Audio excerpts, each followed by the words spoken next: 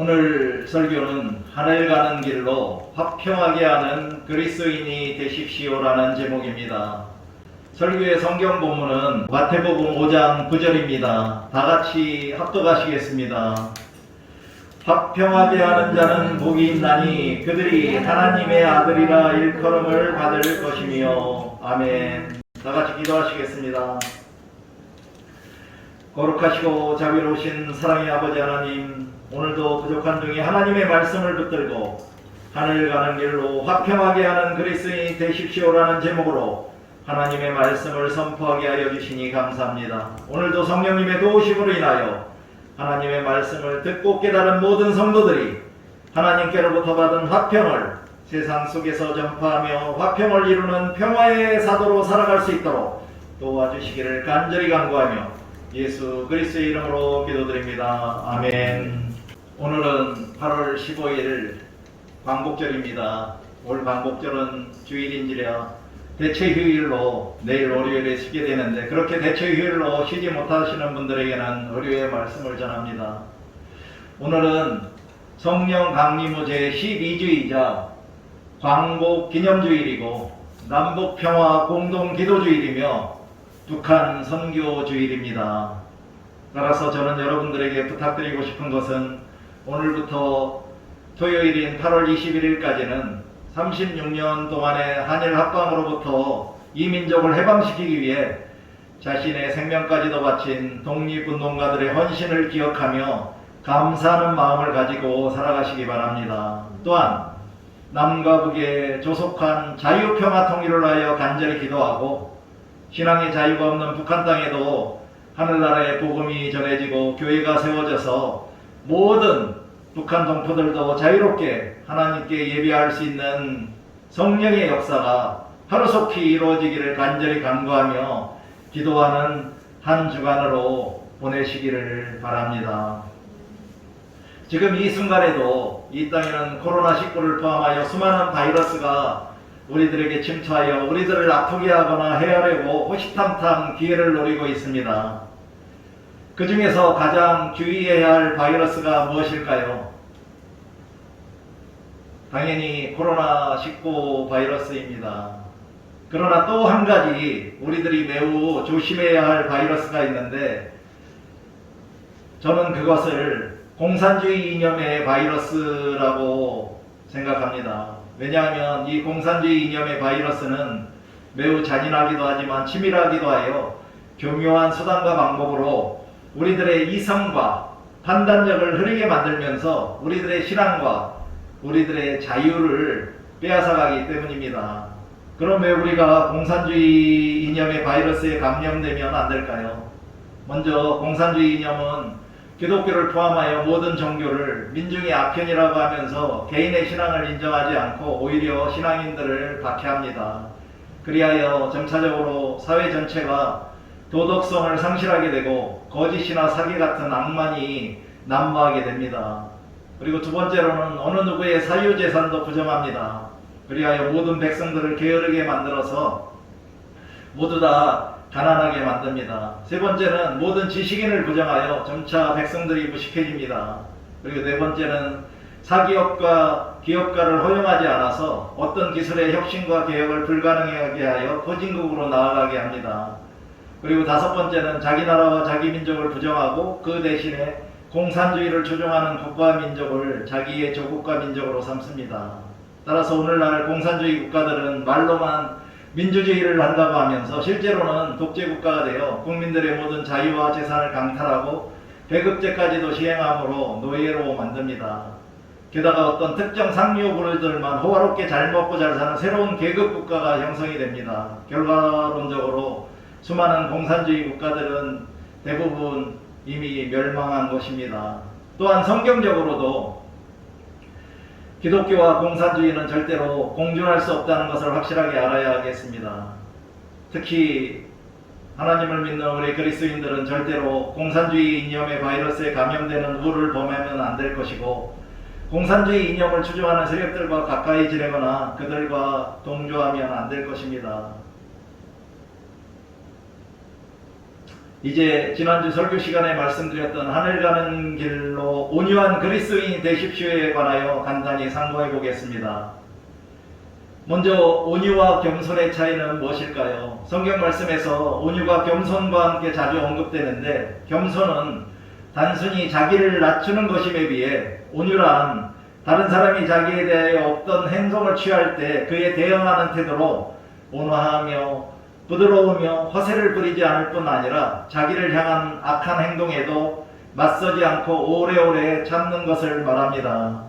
그러나 온유는 오직 예수 그리스도만이 가지고 있는 성품으로 우리가 그분의 제자가 될 때만 온유를 가지게 될 수 있는 것입니다. 그럼 신약 성경에서는 온유에 대하여 무엇이라고 말씀하고 있나요? 온유는 성령의 열매 중 하나이고 사랑의 속성 중 하나이며 부름받은 하나님의 사람들과 주님의 종들이 갖춰야 할 가장 기본적인 성품으로 주님으로부터 오는 영적이고 성경적인 온유함은 온유 그 자체가 힘이고 능력이 됩니다. 그리고 신약 성경에서 가장 온유하신 분은 예수 그리스도이십니다. 그렇다면 무엇이 사람을 온유하게 만들까요? 포악이나 폭력이나 사나움, 냉정하거나 독선적인 모든 것들을 극복하고 온유한 사람이 되기 위해서 필요한 것은 자기 통제와 자기 절제입니다. 또한 우리들은 먼저 예수님이 온유하시다는 것을 배워야 하고 그 예수님의 온유로 말미암아 온유한 그리스도인이 다 될 수 있는 것입니다. 그럼 언제 우리들이 온유해야 한다고 신약 성경에서 주님은 말씀하고 있을까요? 우리들이 타인을 가르치거나 훈계할 때 온유함으로 하고 비방이나 다툼 혹은 분노 대신에 온유함으로 행하며 온유로 옷 입은 하나님의 사랑받는 자로서 말씀까지도 온유함으로 받고 그 말씀에 순종해야 합니다. 이렇게 우리가 온유한 사람이 될 때 우리들 자신이 감사와 기쁨이 넘치는 행복한 그리스도인으로 이 세상에서 살아갈 수 있게 되는 것입니다. 사랑하는 성도 여러분, 여러분 모두는 예수 그리스도의 온유함으로 인하여 온유한 그리스도인이 되셔서 거룩한 성화의 길을 걸어가시기를 바랍니다. 그럼 이제 오늘의 주제인 하늘 가는 길로 화평하게 하는 그리스도인이 되십시오에 관하여 알아보도록 하겠습니다. 오늘은 광복절인데 어떤 단어가 가장 먼저 떠오르시나요? 저는 해방이 가장 먼저 떠오릅니다. 일제 36년간의 강점기에서 우리 민족이 해방된 날이기 때문입니다. 1945년 8월 15일 일본의 패전으로 인하여 해방이 되었지만 아쉽게도 38도선 이북에는 소련군이 점령하여 지금의 공산주의 독재국가가 되었고 이남에는 미국의 통치하에 자유경제 민주주의 국가가 세워져서 세계 10위 안에 드는 강한 경제력을 가진 살기 좋은 대한민국이 되었습니다. 하지만 한반도에는 아직 남과 북이 분단되어 전쟁의 위험과 긴장이 흐르고 있고 언제라도 전쟁이 반발한다면 이제까지 우리가 누려오던 평화와 안정이 쉽게 깨질 수 있는 그러한 위험을 안고 살아가고 있습니다. 그러므로 특별히 우리 믿는 그리스도인들은 이 나라의 평화와 안정을 지키기 위하여 항상 기도하며 삶 속에서도 화평을 이루며 살아가야 하겠습니다. 그럼 화평의 의미는 무엇일까요?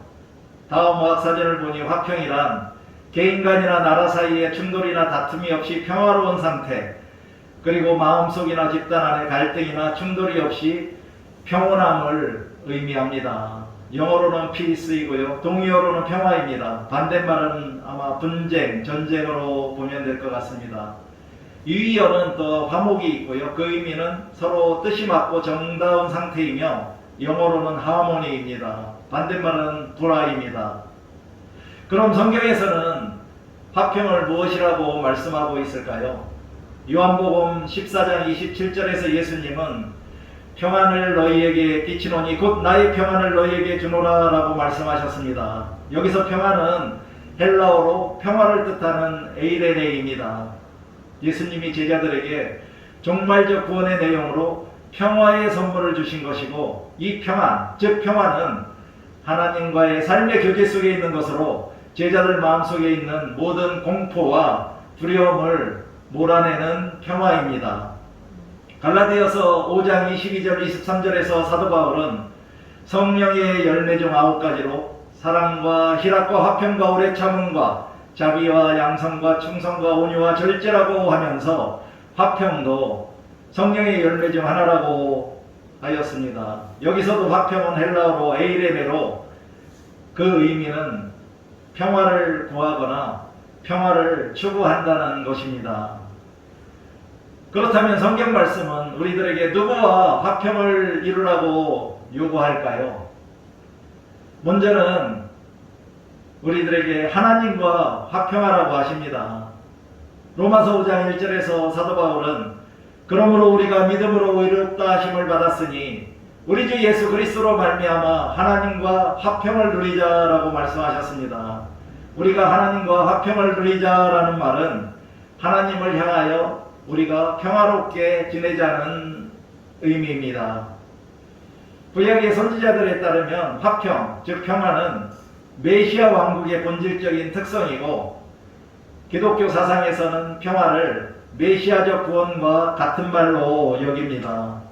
그럼 이런 하나님과의 화평은 누구로 인하여 가능하게 되었을까요? 로마서 5장 1절은 우리 주 예수 그리스도로 말미암아 하나님과 화평을 누리자라고 말씀하십니다. 이것은 아담의 문제로 인하여 단절되었던 하나님과 인간의 관계가 예수 그리스도의 십자가에서의 죽음과 부활로 인하여 회복되었기 때문에 우리들이 하나님과 화평하게 지낼 수 있게 되었다는 것입니다. 우리들이 예수 그리스도를 구세주와 주님으로 영접하고 믿는 믿음으로 인하여 하나님께로부터 의롭다 하심, 즉 칭의의 구원을 받았으므로 우리가 하나님과 평화로운 관계로 회복되었다는 것입니다. 에베소서 2장 14절에서도 예수 그리스도가 우리의 화평이신지라 들로 하나를 만드사 원수된 것 곧 중간에 막힌 담을 자기 육체로 하셨다라고 말씀하셨습니다. 이것은 예수 그리스도의 죽음이 하나님과 인간 사이의 관계만 회복시키는 것이 아니라 유대인과 이방인들 사이의 화해도 일으켰다는 것입니다. 따라서 예수님의 죽음은 유대인들과 이방인들 집단을 하나님과 화목하게 함으로써 그들 사이에 가로놓였던 적대감의 담도 없애버리신 것입니다. 또한 성경 말씀은 우리들에게 모든 사람들과 화평하라고 하십니다. 로마서 12장 18절을 보니 사도 바울은 그리스도인의 생활에 관한 권면으로 할 수 있거든 너희로서는 모든 사람과 더불어 화목하라라고 말씀하셨습니다. 여기서 화목하라는 헬라어로도 에이레니온테스로 평화롭게 지내라는 의미입니다. 고린도서 13장 11절에서도 사도 바울은 고린도 교회 성도들에게 형제들아 평안할지어다 라고 하시면서 형제들에게 평화롭게 지내라라고 마지막 당부를 하셨습니다. 데살로니가 전서 5장 13절에서도 너희끼리 화목하라, 즉 너희 자신들 가운데 평화롭게 지내라고 요청하셨고요. 히브리서 2장 14절에서는 모든 사람과 더불어 화평함과 거룩함을 따르라. 이것이 없이는 아무도 주를 보지 못하리라고 말씀합니다. 즉 모든 사람들과 평화와 거룩함을 추구하라고 하시면서 그렇지 않으면 주님을 보지 못한다고 강력한 경고도 하셨네요. 주를 보지 못한다는 말씀은 천국에 계신 주님을 뵙지 못하는 것으므로 우리는 지옥에 가게 된다고 하신 말씀입니다. 베드로전서 3장 11절에서 베드로는 형제들에게 악에서 떠나 선을 행하고 화평을 구하여 그것을 따르라고 하셨습니다. 즉 평화를 찾아서 평화를 추구하라고 말씀하신 것입니다. 따라서 우리 믿는 그리스도인들은 먼저 예수 그리스도로 말미암은 하나님과의 평화를 누려야 합니다. 그리고 나서는 세상 속에서 가장 가까이 있는 가족들과 이웃들을 포함하여 모든 사람들과 화목하게 지내는 행복한 그리스도인으로 살아가야 하겠습니다.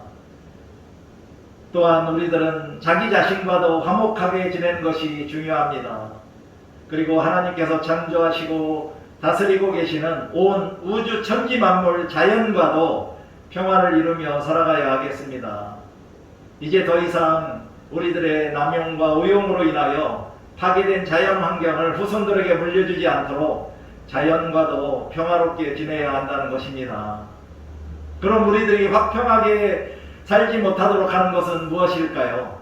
갈라디아서 5장 16절 21절을 보니 사도 바울은 성령의 열매들을 맺지 못하게 하는 것은 육체의 욕심으로 육체의 소욕은 성령을 거스리고 성령은 육체를 거스르며 서로 대적함으로 우리가 원하는 것을 하지 못하게 한다고 하면서 육체의 일은 음행, 더러운 것과 호색과 우상숭배와 주술과 원수 맺는 것과 분쟁과 시기와 분냉과 당 짓는 것과 분열함과 이단과 투기와 술취함과 방탕함과 또 그와 같은 것들이라고 하면서 이런 일들을 하는 자들은 하나님의 나라를 유업으로 받지 못할 것이라고 단호하게 말씀하셨습니다. 따라서 육체의 욕심을 따르는 육체의 일들이 우리들에게 화평을 이루게 하지 못하므로 우리들은 이런 육체의 일들을 절대로 행하지 않으며 살아가야 하겠습니다.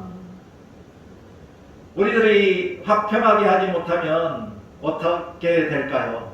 방금 위에서 살펴보았듯이 히브리서 12장 14절은 모든 사람들과 화평함을 추구하지 않으면 주를 보지 못한다. 즉 천국에 가지 못한다고 하셨고요.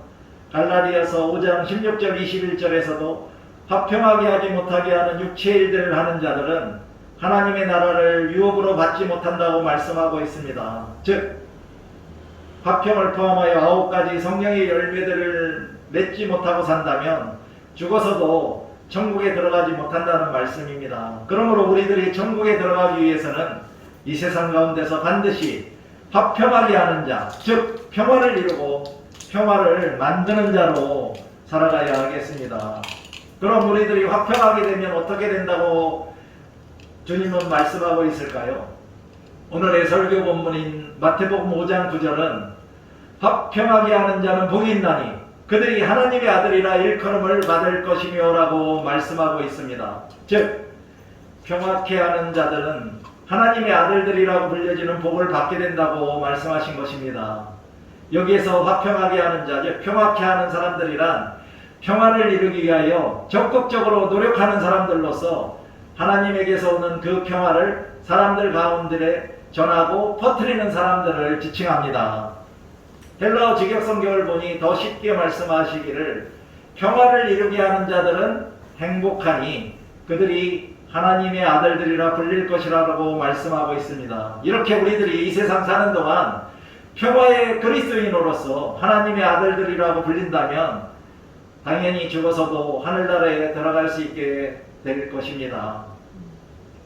유진 피터슨 목사의 메시지 성경을 보니 마태복음 5장 9절을 경쟁하거나 다투는 대신에 협력하는 모습을 보여주는 너희는 복이 있다고 하면서 화평이란 경쟁하거나 다투지 않고 협력하는 것이라고 해석을 하였습니다.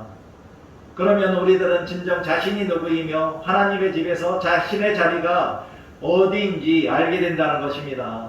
여러분들은 어떠신가요? 어디서든지 누구하고도 분쟁하거나 싸우지 않고 협력하며 평화를 이루며 살고 계신가요? 아니면 사소한 일에도 참지 못하고 싸우거나 난리를 일으켜서 분쟁을 일으키며 살고 계신가요? 보네퍼 목사님은 로마서 5장 1절에서 5절의 본문을 가지고 그 평화를 누리고 지켜낼 수 있을까라는 제목으로 진정한 화평의 의미에 대하여 설교를 하셨는데 저에게 공감이 되어 소개하도록 하겠습니다. 보네퍼 목사님은 그 당시 환란 속에서도 지금 이 순간 중요한 것은 우리가 진정으로 하나님과 화평을 누리는 삶을 살았는지 아니면 지금까지 세상 평화로 만족하며 살았는지 점검해 보는 것입니다 라고 하시면서 예수 그리스도의 십자가 아래 화평이 있다. 십자가 아래서 우리는 하나님의 뜻에 복종하고 우리 자신의 뜻을 굴복시키게 된다. 십자가 아래 하나님 안에서 누릴 수 있는 쉼과 고요함이 있고 우리의 모든 죄를 용서받는 데서 오는 양심의 평화가 있어서 우리는 날마다 하나님과 화평을 누리게 된다. 그리고 자신의 삶에 닥쳐오는 고난과 환난을 악한 것으로 생각하고 원수처럼 여기는 사람은 아직 하나님과 화평을 누리지 못한 사람이라고 하였는데 그 이유는 그가 추구한 것이 단지 이기적인 목적으로 추구한 이 세상과의 평화였기 때문이라고 말했습니다. 그러므로 하나님과 화평을 찾은 사람은 자기 삶에 닥쳐오는 환난마저도 사랑하기 시작하여 환난 중에도 즐겁다라고 고백할 수 있게 되기 때문에 우리에게 닥쳐오는 환난을 사랑하고 기뻐하며 즐거워하는 법을 배우자고 제안하셨습니다. 사랑하는 성도 여러분, 여러분들에게 고난이나 역경이나 환난이 닥쳤을 때 기뻐하고 즐거워할 수 있겠나요? 저도 이런 경우에는 기뻐하거나 즐거워하기보다는 당연히 원망하고 탄식하며 슬퍼할 수밖에 없을 것 같습니다. 이제 잠시 눈을 감고 나는 이제까지 살아오면서 세상 속에서 사람들 사이에 평화를 이루며 평화를 만들고 살아왔는지, 아니면 육체의 일로 싸움이나 난리를 일으켜서 살아오지 않았는지 회상해 보시고, 앞으로는 반드시 참된 그리스도인으로서 어떠한 상황 속에서도 하나님과 사람들 사이에 평화를 이루고 평화를 만들며 살아가겠다고 다짐하는 그러한 묵상을 하도록 하겠습니다. 사랑과 은혜가 충만하신 아버지 하나님, 오늘도 말씀 선포 시간에 예수 그리스도로 말미암아 하나님에게서는 평화를 선포하는 참된 그리스도인으로 하늘나라로 가는 길을 걸어갈 수 있도록 깨우쳐 주시고 알려주셨음에 감사를 드립니다. 이 험하고 힘들고 악한 세상을 살아가는 동안 마주할 수도 있는 어떠한 환난이나 시련에도 불구하고 우리 모두가 담대히 주님만을 의지하며 주님만을 사랑하고 기뻐하며 즐거워하며 극복할 수 있는 힘과 용기를 주시옵소서. 우리 모두가 이웃들과의 사이에 평화를 만들고 화평을 이루는 참된 그리스도인으로 살아갈 수 있도록 성령님이 도와주시기를 간절히 간구하며 예수 그리스도의 이름으로 기도드립니다. 아멘.